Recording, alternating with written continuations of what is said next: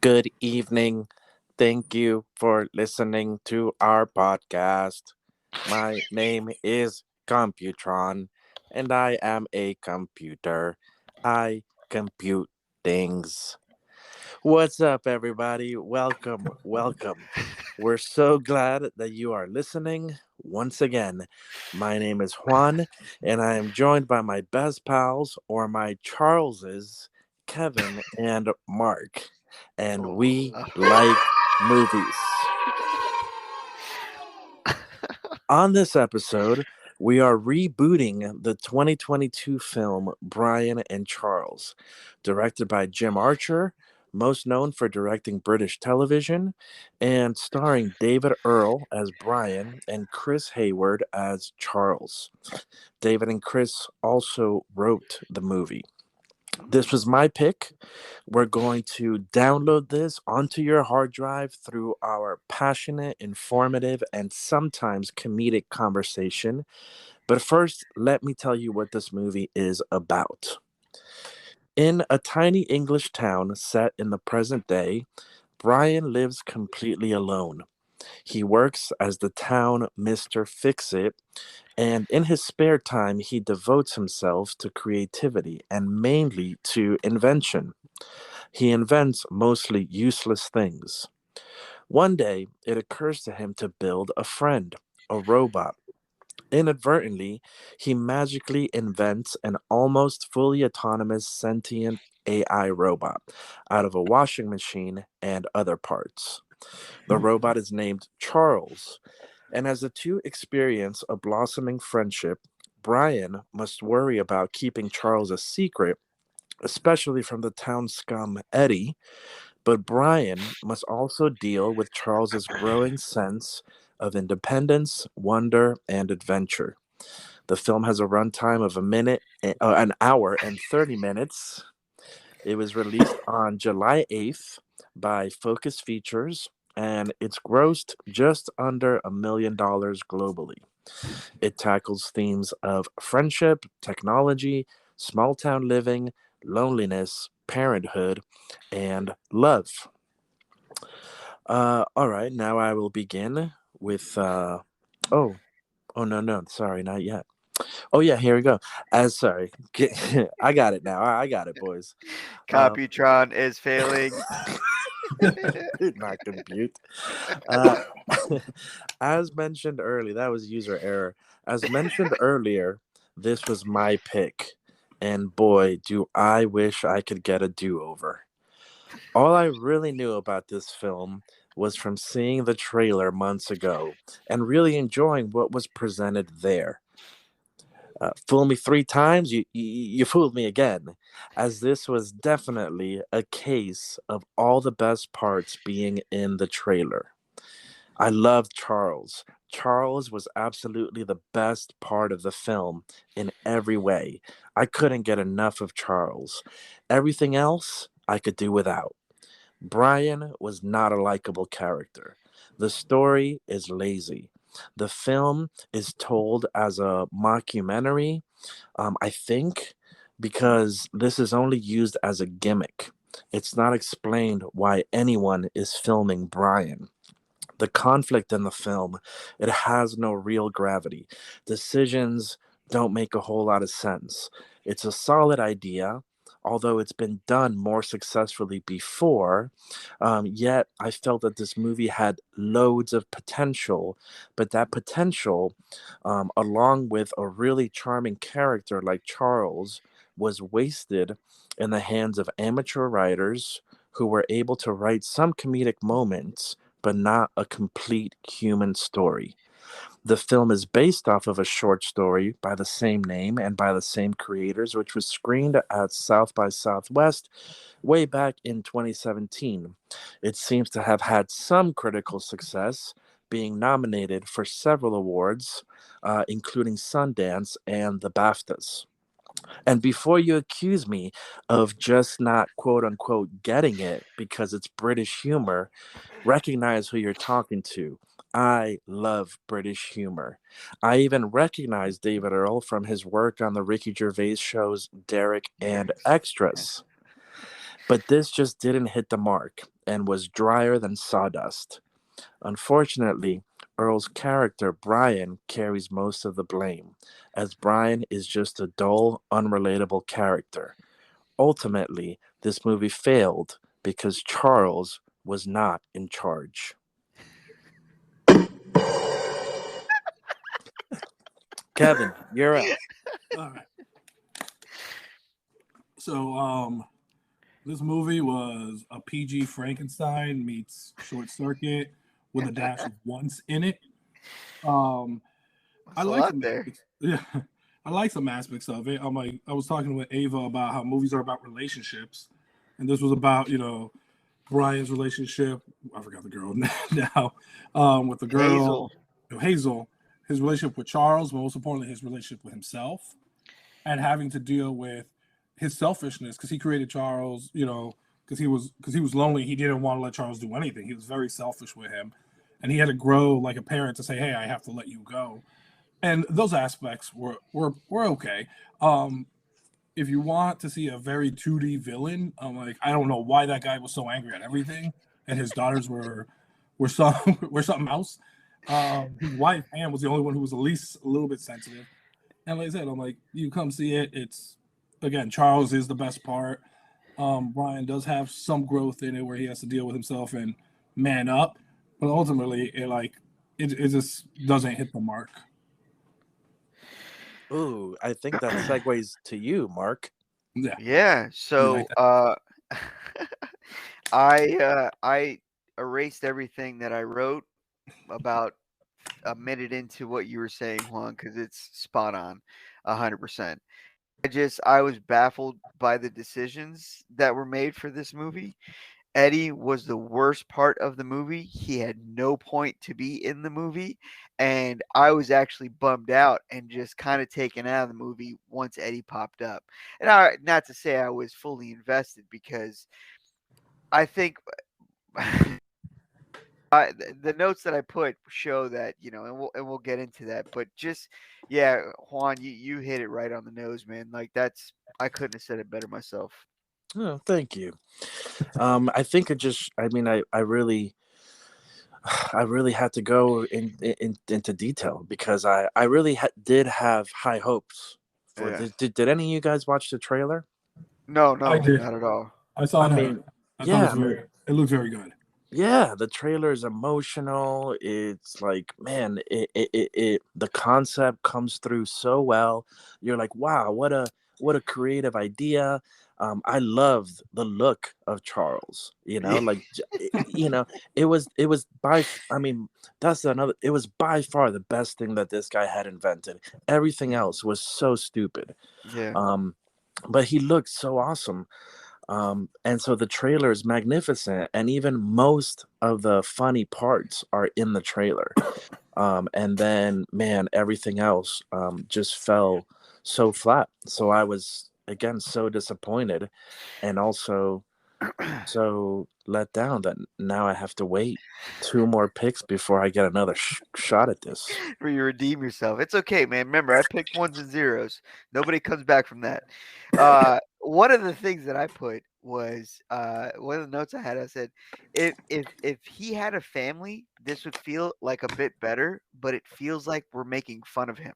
Like he's got something wrong with him, and we're watching him be a klutz and just like make all the wrong decisions, and then he somehow makes the best robot ever out of a washing machine. It was just so I wasn't. How am I supposed to be invested in Brian? Like that's why we're drawn to Charles because it feels like Charles has more of a personality than Yeah, Brian does, which doesn't make sense. Like yeah, I mean, I think I just about died. I melted in my seat when Charles was doing his happy dance when Brian came home. Like I It was was like a just little like puppy. right, running in place. Like, dude, it was amazing.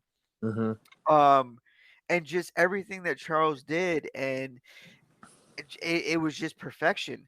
And for me, like I was looking at this story as, you know what, this is the continuation of Pinocchio. Like this is what happens when he becomes a angsty teen, and then he becomes a young adult. And I was hoping that's what we were gonna have. I was hoping we were gonna have this relationship, growing and changing between Brian and Charles, because even Brian kept saying, what's gotten into you. So like I just man, so far season 2 has been a series of missed opportunities, because this is another missed opportunity. Like I feel like any other way this movie could have gone, it could have been better than this route. Like, man, Eddie was just the dumbest thing. Like, why would you bring Yeah. a bully into it? Like, what Yeah. they're all adults. Like, come on now. Like, Yeah. it made me even feel more that Brian's got something wrong with him, because any Mhm. old person would be like, yo, no, you're not gonna break into my house and steal my robot, bro. Yeah. Yeah. Yeah. So let me get into that real quick. And so that's definitely one decision, and then there's another one. But about that, right? So I had exactly what you said, which was, um, how Charles completely overshadows Brian because he had immensely more personality than Yeah. Brian. I mean, Brian was just, you're right. I mean, you didn't know if you should pity him and feel sorry for it. Was just it was pretty cringe. Yeah. Um, Yes, it was. but yeah, with Eddie, for example, he was just poorly written because he was just there to be a nemesis. We Yeah. never really understood his motivation, his purpose, or his reasoning. Like it's clear that he's supposed to be stupid, but um but the fact that even him like didn't see any potential in Charles beyond converting him into firewood for his annual bonfire, you're beyond stupid at that point. You're just brain dead, I did. because His whole family is. I did think when Brian went over and like he was talking to Eddie, like, where's Charles? I thought that was gonna be a moment where, oh, we found out Eddie talks to Charles and like reveals like why he's such an a-hole. You know what I mean? And he actually, but then it wasn't that. It was just, oh, okay, let's just go. Now I'm gonna burn him. yeah. So that was, so yeah, if it's not clear up to this point, Brian and Charles are pretty much living a kind of happy life. And then, of course, the town bully, who bullies everyone apparently, catches wind of it through his two daughters, who are like the twins from The Shining, or they're just evil, like, and terrible people. I love that they were at like a toddler's playground smoking cigarettes.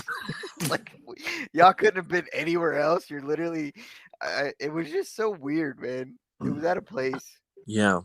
So then he, bullies his way and he actually breaks into Brian's house and steals Charles, and then puts him, he makes him a slave, and then he decides to burn him or whatever. But then, so not only, yeah, was that character, weird and confusing, but then it's like, why couldn't Brian, okay, I get that he's cowardly and lacks confidence, but you don't need confidence to just pick up the phone and call the cops and say, hey, this guy stole my robot. Look at all my inventions. I invented this robot too. What has that guy invented? He stole my robot. And like, Boy, Hazel's got proof.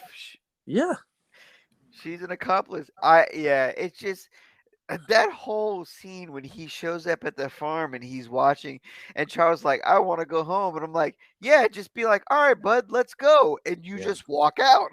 Yeah. Like, no, he's like, no, I'm sorry, and then he leaves. Like, it was so. I guess I will describe it because I want people to Nah, I really want people to experience Charles. Charles was a blessing. Well, so anyways, so once Charles is stolen from Brian's house, Brian automatically assumes it's Eddie, so he goes to his house, and sure enough, that's when he sees that Charles has become like a slave, and he's I think he had a big old chain around his neck too. Like Yeah.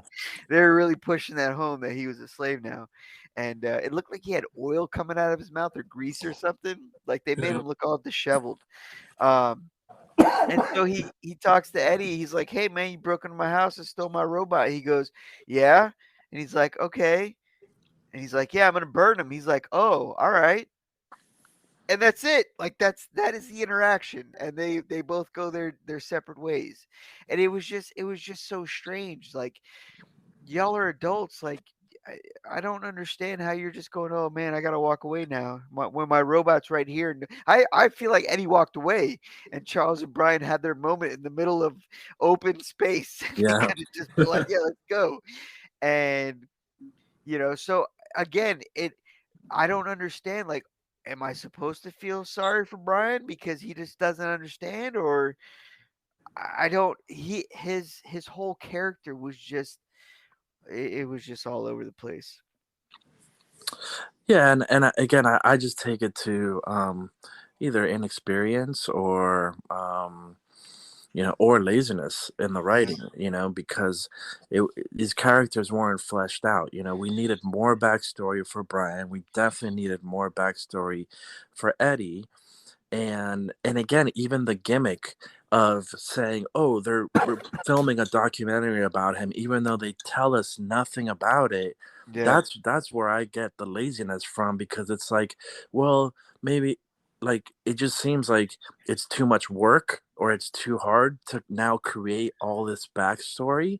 So let's just say, they're just random, but it's never mentioned that there's a few interactions with the person behind the camera, and it and then it by the end of the movie, you forget that that's even what it was supposed to be. Like, it was such a weird gimmick.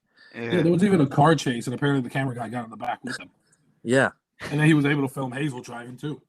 yeah, yeah, exactly. Ah. But the biggest problem with the writing, which Kevin already alluded to, was that the main thing that carried weight in the story was the parental relationship that Brian had with Charles. That as Charles developed, he went from a child to a teenager who then wanted to see the world, especially Honolulu, which he manifested by making himself a hula skirt and trying to walk to Hawaii. Which, again, everything Charles did was amazing, man. It was so awesome. But Those whatever. Right. unfortunately, they wrote Brian to be too dim-witted to truly be able to grapple with this internal conflict of finally having a friend, but then that friend or child expressing their need for independence. Or they kind of, at times, maybe started in that direction, but then completely yanked the wheel toward the conflict with Eddie, which, again, it just didn't work. Hmm. There was nothing. There was no. I feel like if they would have showed interactions in the beginning of the movie between Eddie and Brian, then that would have made a little more sense. But literally, right smack in the movie, Brian's in a convenience store looking at groceries, and here's Eddie at the register being a jerk, and that's how he's introduced to us. And as immediately when that happened, where did I put it? I put where did I put it? Oh gosh, where is it? Anyways, I was so upset. Oh, I hate the addition of a town bully. I would have preferred to watch the relationship of Charles and Brian, like, because it was so silly that all of a sudden this guy's just like, yeah, I'm gonna do what I want to do, and I wish we had more Charles. Speaking of his little hula skirt, bro, when they finally said when Brian was like, oh, I'm gonna take you into town, and he came out, bro, I thought he looked like a pimp with his hat and his dress. He's like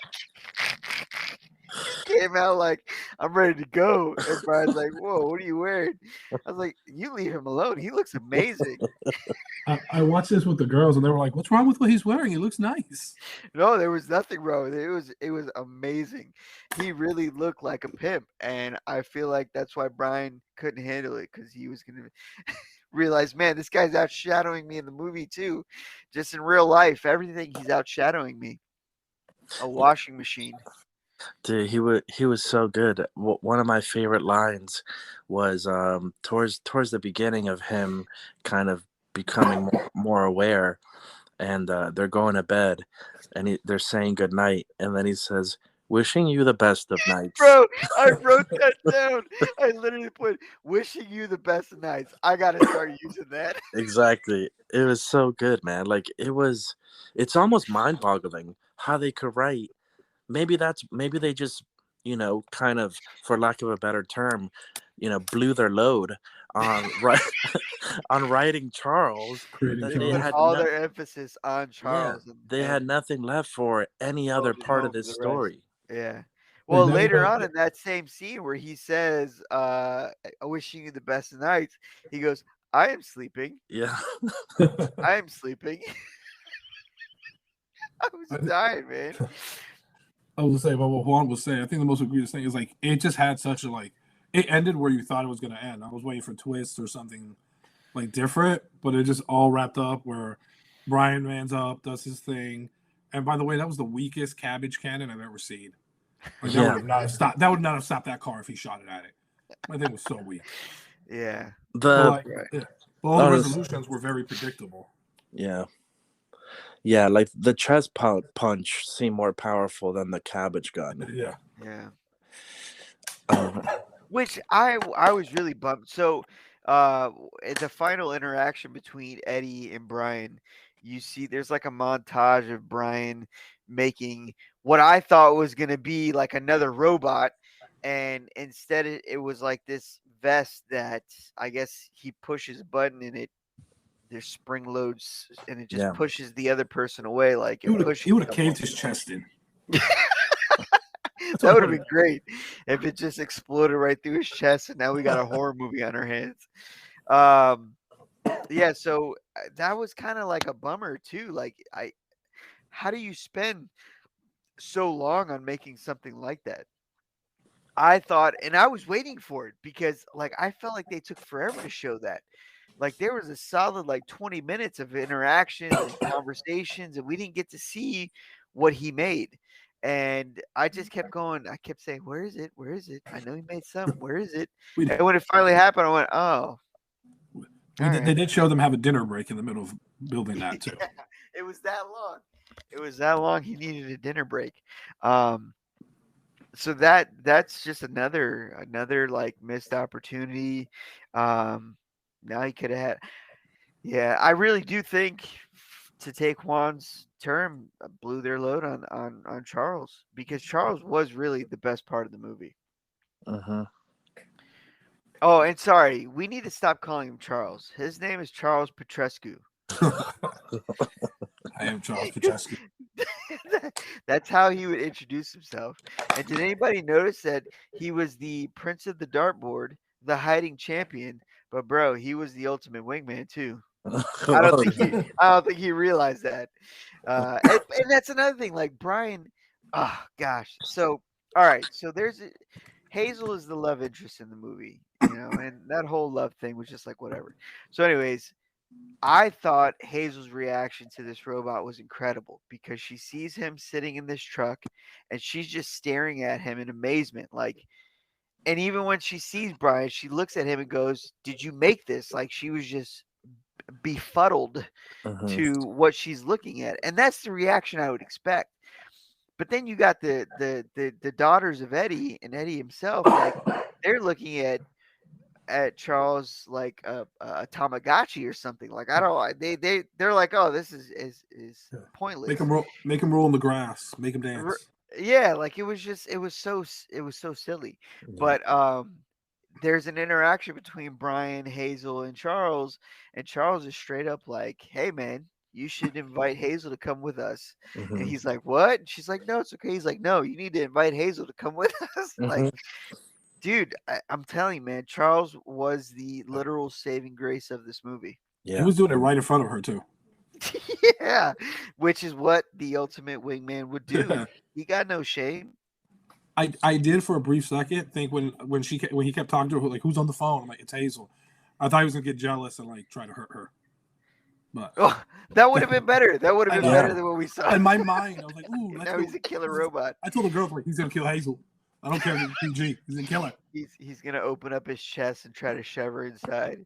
Yeah, I thought he was gonna start getting jealous. Yeah. I will consume you. Bro, seriously, there's so many ways it could have gone, and every single one of them would have been better than what we got. Yeah. If like Charles was discovered and then he became super famous and then Brian resented him, like that would have been great. If the little chest punch that he made actually maybe killed Eddie, and now they had to hide a body. He still had his beating heart in his hands. They all three had to run to Hawaii. And Yeah. then Charles looks at him and goes, boop, boop, boop, boop. Dude, one of the things that I loved, there was when Brian and Charles were doing their little dance, and then he fell, and then someone bing bonged the doorbell, and he's he's telling him to be quiet. And that's why I felt like this should have been. This is why I felt like it was like a continuation. It was the closure of the Pinocchio story, because it felt like Charles was a child at the beginning. Mm-hmm. Yeah. But when he's like, "You need to be quiet," and he's just looking at him, he goes, "Bing bong." He's like, "No, you need to stop." And then they knockity knock knock, and he's like, "No, stop! You have to stop! Just stop talking." Knock knock knock knock knock knock knock. Bing bong, bing bong, bing bong. Like, I was dying laughing, because that's exactly what a kid would do. Like, you're in this mode of like, bro, you just really need to shut the hell up. And this kid's just looking at you like, "Oh, I'm having fun. Bing bong, bing bong." So, like, I was expecting from here on out, we're gonna watch Charles and Brian as a father and son relationship. Mm-hmm. It felt like that's what they wanted to do, but I don't know, man. I guess they missed that. They missed what they were trying to do. And Well, and even you mentioned the early stages when he's more of a child, but even a little bit later on when he's a teenager, like he was such a good teenager. an angsty teen, bro, playing that rock music from his room. He like stormed off to his room, and literally within a second you hear angsty rock music playing, and I'm like, that's incredible. I can picture him just standing in the middle of the room, just not doing anything. Yeah. So, I mean, I guess there's hope there for these writers, because again, it was like the ingredients were there. They just, for whatever reason, I feel like, They don't know how to cook. yeah, and I feel like David Earl, who is one of the writers and played Brian, he's done 2 shows with Ricky Gervais. Like, he should have just let Ricky Gervais read the script and give him some notes, because freaking Ricky Gervais is amazing. He would have killed the story. Maybe Gervais isn't approachable like that. Maybe he's like, "Yo, don't come to me with your trash." He's like Quentin Tarantino. He doesn't want to see your stuff. Maybe. I can see him being that way. So I will say this. Since I will, and even now as we talk about it, it kind of breaks my heart, because I would want people to experience Charles. Yeah. And I want to experience Charles again, but everything else was so disappointing. So initially when I wrote this, I said, since I will not be recommending this movie, I would like to assist our audience with a movie recommendation that is in a similar ballpark as this. And when you hear it, you might think, well, that's a stretch, but it's in the ballpark. Because as I mentioned, this idea has been done before several times, right? Uh-huh. We already mentioned Frankenstein, especially the novel Mary Shelley's Frankenstein. But you also mentioned Pinocchio, which is very similar to Pinocchio. But and even this alludes to Frankenstein because of how Charles comes to life, after a thunderstorm. And all those other ones, I think, explore these themes more successfully. But the one that I'd like to highlight and recommend to people is Lars and the Real Girl from 2007, starring Ryan Gosling, which is a film that's much more interesting and with drastically better written characters. Now, here's the problem, right? In an interview, Chris Hayward, who's one of the writers who played Charles and is one of the writers along with David Earl, he was being interviewed, and he said that originally they didn't want to have a love interest for any of the characters in the film. Like that was not a part of any aspect of the original It never story should. for It never should be. I know for any character in the film. But then they realized that they needed one in order for the story to have conflict and drama. And this perfectly shows their lack of experience and depth and understanding in their writing, because there are so many relatable internal elements that they could have Uh-huh. grabbed onto with Brian and his loneliness, but then also between Brian and Charles and the parent slash child dynamic of their relationship, which seemed to bubble naturally from the characters in the story. And yet they weren't able to make the connection that those are actually far more interesting elements to an audience and to the general human experience than another forced love interest. This is where Lars and the Real Girl stands head above shoulders above this film, because while it is a story of a man who is suffering from deep psychological issues, so much so that he enters into a real relationship with a sex doll, and it's not even like a physical or sexual relationship. It's like she really is his girlfriend, a fake sex doll. That's what the movie's about. But the movie doesn't just focus on the relationship between Lars and the doll. It's about what is happening with Lars internally, Mhm. even though that movie also does have a love interest, but it's not forced to introduce conflict and drama. Right. So very different in the sense, in some of the nature of the story, although it's that, kind of human, artificial, dynamic relationship, friendship, whatever. That one has similar elements of loneliness, of, everything that's going on, but it's done far, far more effectively in Lars and the Real Girl. So I want to recommend that. Yeah, I actually have never seen that, and I don't know why. I think I just read the title and I was like, "Oh, not interested," because I assumed it was like a romantic movie. But no, now I'm intrigued considering what I just watched. Um, yeah, I don't. So the end of the movie, we see Charles and he gets his wish and he goes, not just to Honolulu, but he goes on sightseeing. And it was hard for me to swallow that pill because, like, we're watching this whole movie where Brian is trying to keep Charles possible, but after the town bully does what he does, all of a sudden Brian's like, "Yeah, man, see you later. Go here. I even bought you a ticket to go see the world." Had that have happened like 45 minutes earlier in the movie, basically what I'm saying, if Eddie was never introduced, like we could have gone straight to the Charles is sightseeing. And then it could have been like a prodigal son story. Like Charles leaves, he gets abused in all these different ways. This could have become a horror movie. Hmm. And then he comes back home and is like, I'm sorry that I ever left. Like I want to be here with you, and that's it. And that's that's how people learn. You experience things, and that's how you learn what you like, you don't like, and what you should and shouldn't do. And man, I really feel going that way with the childlike demeanor that Charles had. Because they made it a point to make it seem like he was a child.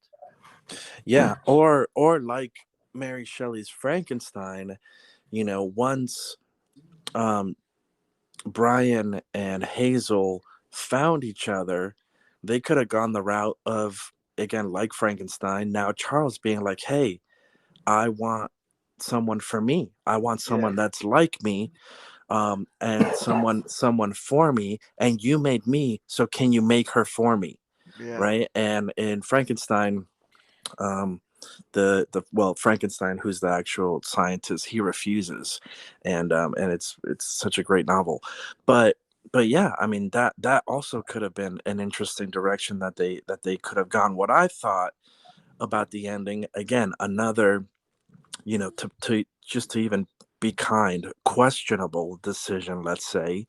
It's like if you could afford one of those tickets, you couldn't afford two more. Like, what's keeping you in this town? You have no fam. Like, why don't you just go with him Well, and he's be got like, Hazel now, bro. well, So he's happy take there. Hazel, take Hazel, like the But three of them. now that's 3 tickets. Yeah, go out for. I mean, But like he never expressed a desire to leave. And Yeah. it's almost like in Banshees, Patrick, who like I'm happy here. I don't want to go off this island.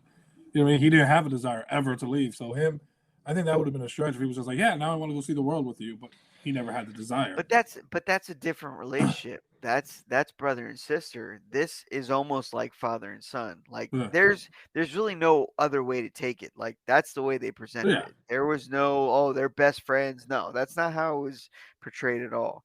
Like this was a father and son deal. So I just I don't know. It's harder for me to see someone being okay with their child leaving like that, especially so early in the relationship. So I don't know if I agree with that But comparison, bruh.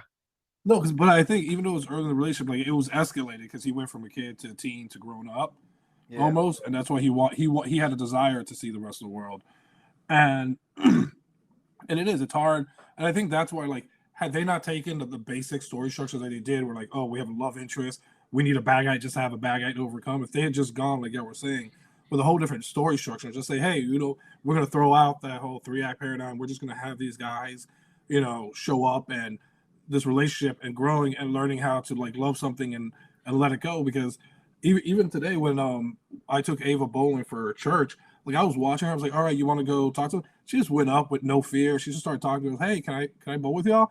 Sure. And she was talking with them, and I was very proud of her because I am not that person. I was like, I'll just go over here and bowl myself. But it was like I was sitting there like there was pride in me. I'm like, wow, like she's so happy. She's having a conversation with this high schooler from church, and like their little group is bowling and they're having fun, they're laughing, they're joking. And we discussed about like when she has to go away to college, you say like, and it brings up all these emotions. I'm like, eventually I'm gonna have to let her go. I think what they tried to do, and it wasn't very well, they tried an accelerated version of that, where like, hey, he's a kid, he's a teenager. Hey, I don't want you to go, but I need to go. And then he comes to a realization. I just how Juan's illustrated a lot. Like it was just very poorly done, very lazily done. So we're left there at the end, like, all right, he just let him go. Mark, you were part of our foursome when we were in the bowling league, right? Oh yeah. Could you imagine if Kevin's daughters bowl the way he bowls? That's hilarious. Throwing Dude. yourself across the lane, perfectly stopped the line. Yeah. I That would miss be I do miss that. We got to get into that again. Another bowling league. I don't know if my body can take that. Well, don't throw yourself. Bowl like a normal person. Uh, damn. What was I gonna say? I was gonna say something that threw me off. I wasn't expecting that. Oh, you know what we should do? All right. You know what I kind of want to do? I kind of want to write a story about Charles Petrescu and his excursions in all these different places that he's visited because I feel like my mind is going all these places like he's trying all these things. Okay, was he eating the cabbage or was he not eating the cabbage? I don't know. They 'Cause never kept, show him eating. I know he kept asking for cabbage, and I'm like, wait a minute. So is he eating the cabbage? Like I don't understand, or is he He just even packed asking them a for it? cabbage for the trip. Right? right. Yeah, he I mean, I think that was my impression was that he was eating it. If not, then this guy's wasting a lot of money for nothing. I mean, it could Plenty of time. He was literally boiling the cabbage at one. Oh, not ready yet. yeah. No, now that you mention it, I mean, it could have been, because clearly, like when he was saying, I am sleeping, or I think at one point he was even saying, like, I am dreaming. Yeah. It could have been a thing like that where he's just convincing himself that he's doing these things. But yeah, I mean, it really was portrayed as he does eat the cabbage. And since so little is explained about how he even came to be, Right. then we can believe that somehow he's able to eat and digest this food, just like the oil that you said was on his face when he was a slave. I mean, it could have been sweat. He's sweating oil. Maybe, maybe. You know? But dude, there was even points where Brian would ask him if he was ready for cabbage. And I'm like, wait, so you're making sure that he gets 3 square meals a day of cabbage. So like we never got that payoff of him eating the cabbage, but he always had it. He drew about it, but I literally typed that down. Like I was like, is this dude eating the cabbage or what? Like I don't understand what's with the cabbage. Dude, what if the story would have been that, because again, since he's Brian's son, and sons a lot of times do what their fathers do as a profession, what if he started inventing things and then he was far better than Brian was at inventing things, to the point where like he became so popular in the town, you know? And then his robot goes crazy. Yeah. See? That would have been, oh man, see, that we gotta write more about Charles, man.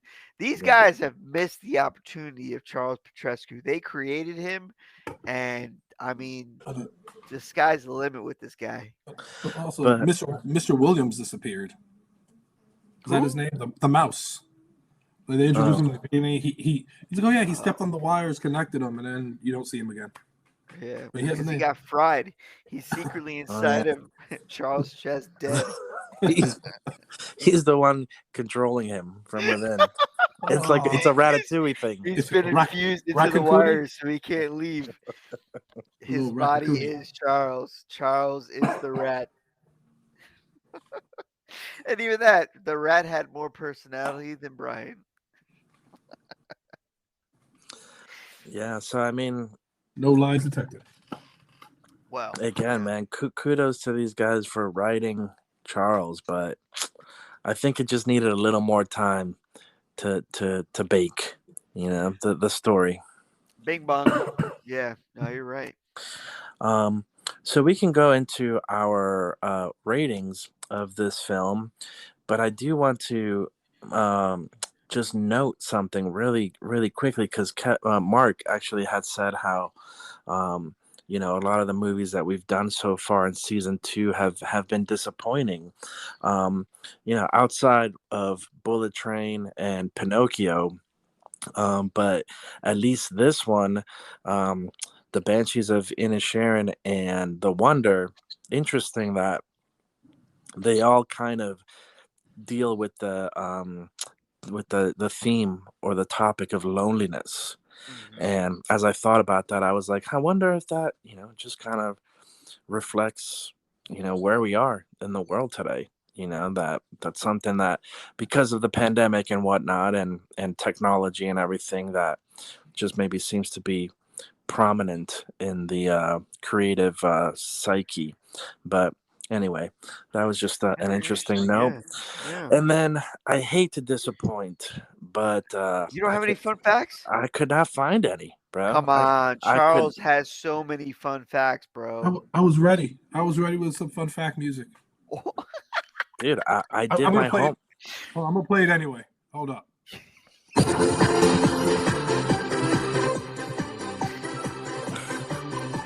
All right. That's Dude. kind of fun. That's kind of fun. All right, that's gone on for too long, but Fun facts is what I would have said there. Well, here's a fun fact. Chris Ooh. Hayward was actually Charles. He played Charles. Oh, I thought we all knew that. That's why I No, didn't say that. I made that up. I don't know. Wait, didn't you say that? You said that one in the beginning. Yeah. Well, he was written. I feel like, was he voice? No, What he you- was in. It was just like a cardboard box, and He was in in the it. Yeah, I washing could tell. machine. I could tell it was a cardboard box. When he Yeah. fell over on that from the pink step, I was like, dude, that thing broke. Like, Okay, I mean, I have. You guys might find this fun. This is a fun fact. I did uncover something. So, one of the inventions that the writers came up with that didn't make it onto the film was something they called gloves. So it's essentially just a pair of gloves that you put on, and then another pair of gloves that you put on top of those, which sounds stupid. But then when they explained it, I was like, okay, that's not that bad. I mean, it's still bad. Uh, I take that back.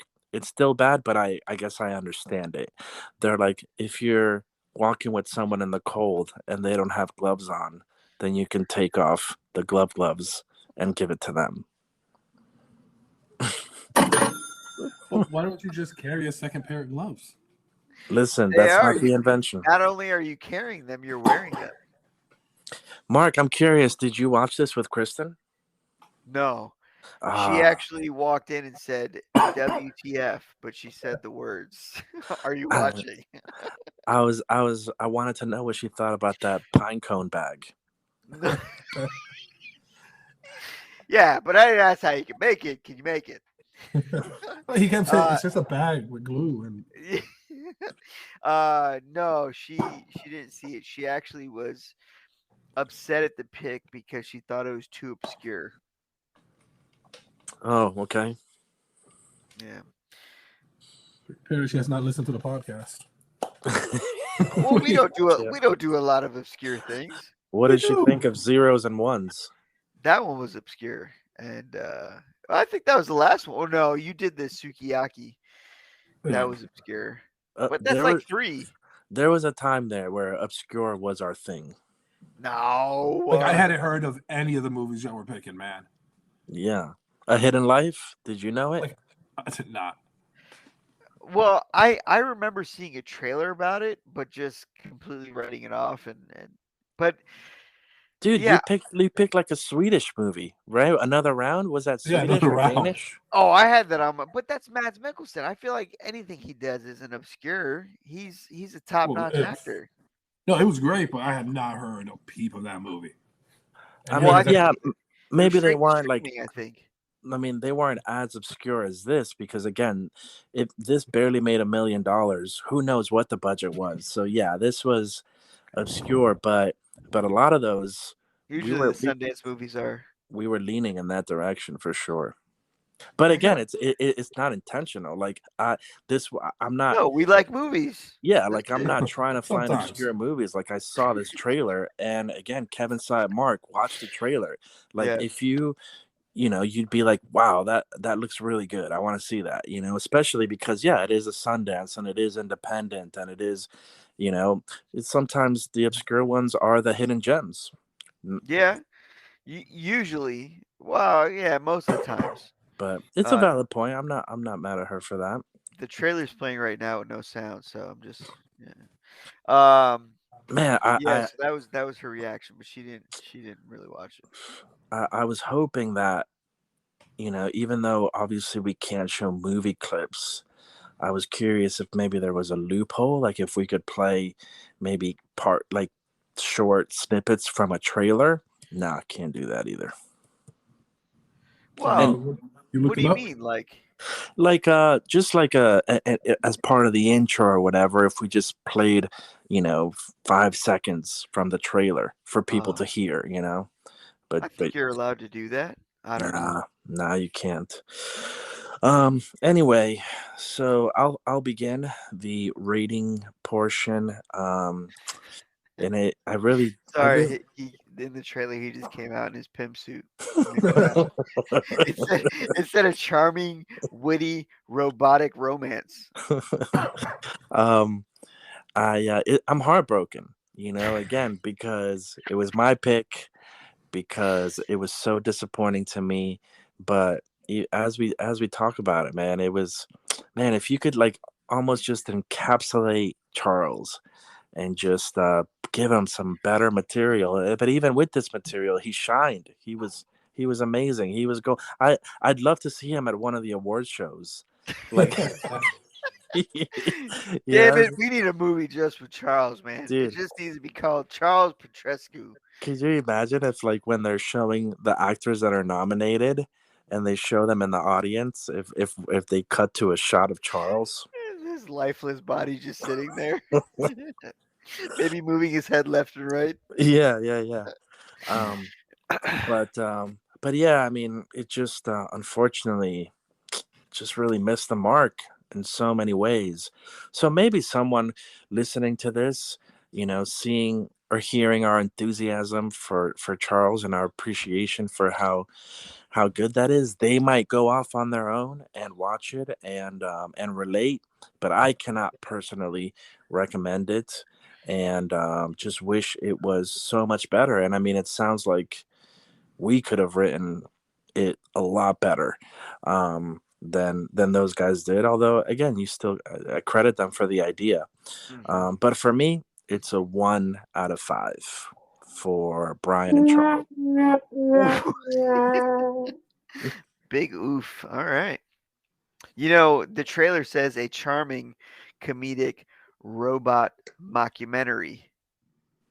Hmm. So they were making fun of Brian. No, I think mockumentary is a movie that is It's a fake documentary. a fake documentary, Oh, okay. like Spinal Tap, which is Oh, okay. the cream of the crop of Okay. mockumentaries. I don't think I've seen many mockumentaries then. You mean This Is Spinal Tap? Oh, we might be watching one. I got one on my list. Oh boy. Ooh. All right, fair enough. All right, my turn. My favorite quote from the movie, I really did like it because I even talked to the girls about it. When he says, "Start from the beginning and yours your imagination," and that's my advice to the writers that they should go back to the beginning and use their imagination because this, like I said, Charles, great, but again, that was all their imagination in Charles, and even when he would say the little lines like perilous, like it was funny to me, but everything else did not work. And yeah, I'm going to give it a 1 because that's what I'm going to give it.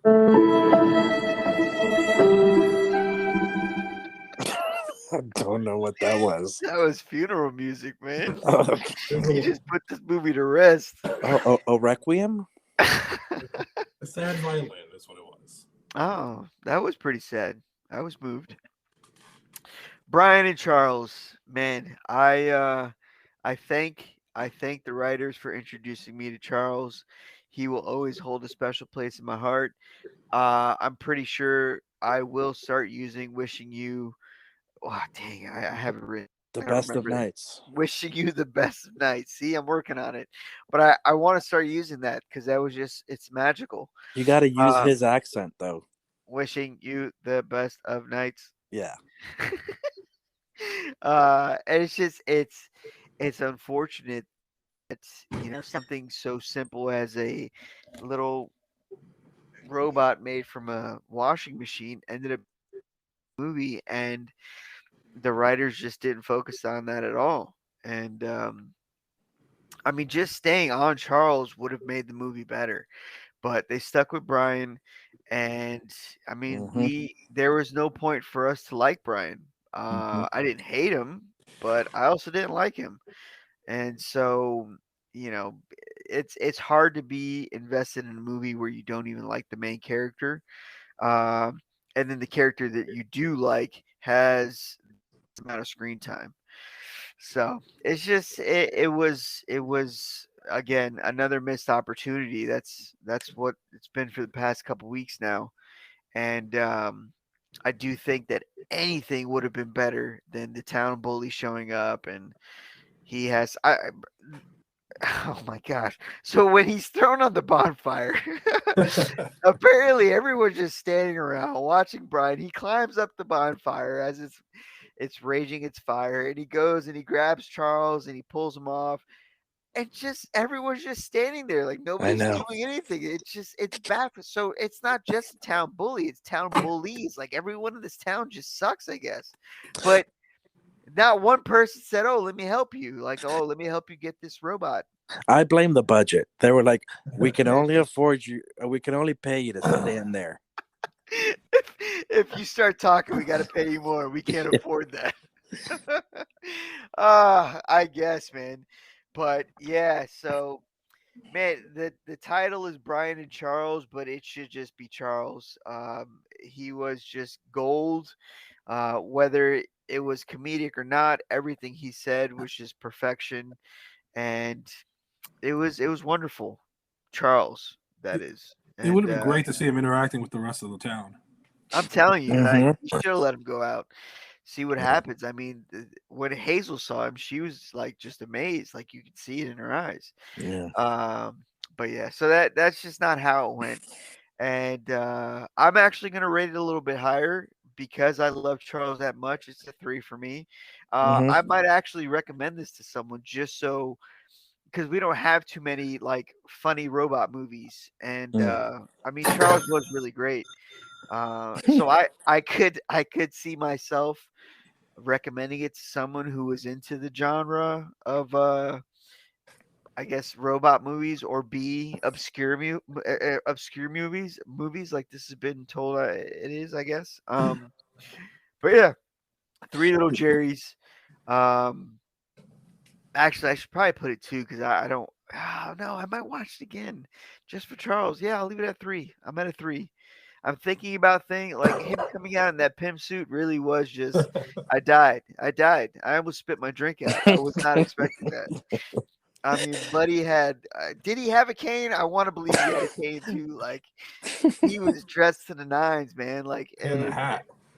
yeah, like considering he's a robot and like he's AI and they don't explain how he's so smart and he knows what he knows, but that's okay. I took it for what it was. And just for him to, realize that he's coming out like, hey man, I'm stylish. This is me. And then Yeah. Brian brought him down to reality, going, no man, you can't. It's just, yeah, it was. They spent so much time in making sure that Charles was believable and likable and whatever words you want to use, that all of the other characters were just there was no effort put into them. Yeah, I mean, I think I will watch this again, but like literally just fast forward to Charles's parts because like I want to like his lines were so good, but I don't remember them exactly. Yeah. And I will clarify that while you may have thought all the previous movies were duds, I really liked The Banshees of Inisherin. It was just I sad, didn't say they but were I duds. really loved that movie. I'm saying that they could have gone better ways. That's what I'm saying. Okay. So that was a 3 out of 5.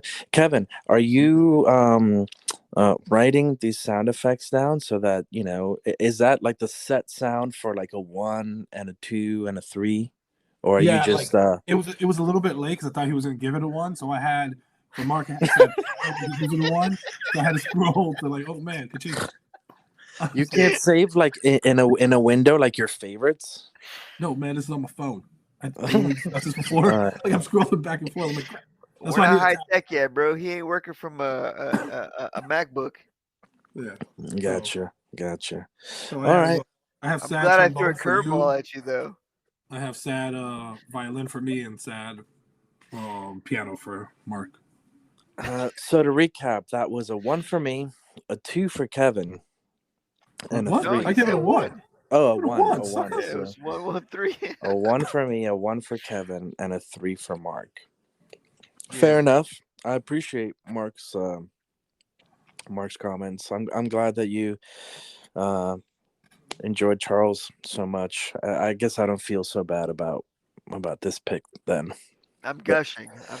That's a redeemable quality to me. Everything about him was just fantastic. Yeah, His absolutely. dance moves and I just Yeah. I wish the movie was just about him. Like they started off with the lightning storm and boom, we got Charles. Yeah, and I think particularly with the dancing, one of the things that Chris Hayward said was that he felt like Charles was like a perfect combination between like a dog and a child. And I know that you're a dog lover who Bro, also the tippy taps, man. I didn't want yeah. when he was Oh yeah. dogs do, that's the tippy taps. Yep. Absolutely. Well, they also like if you have a window, they like jump up, to like try to see what's going. Yeah. And he was looking out the window when he left. They always want to sit in the front. Yep. Yeah, that was. I want to sit in the front. No. Had a whole argument for like 5 minutes, and guess what? Charles is sitting in the front. All right, man. Well, we've done all we could here. I do want to give a quick shout out. Nick, if you're listening, Well, I know that you are listening because you listen to every episode. So I want to say that we really appreciate that. And I want to say that I know that you will appreciate that shout out to Lars and the real girl. But we appreciate all of our listeners, especially those who listen to every single episode. We have much love for you, and we can't tell you how much it means to us. Also, check out our Instagram. Go check it out. On What's the Instagram. handle? What's the handle, baby boy? We are underscore life underscore movies. Hey, you gotta put it in there. We underscore like underscore movies. Correct. Yo, hey, for our listeners, for $20, Juan will shout you out too. Money well spent. Man. All right, gents. Well, it's been fun. Cheerio. Love you. Later.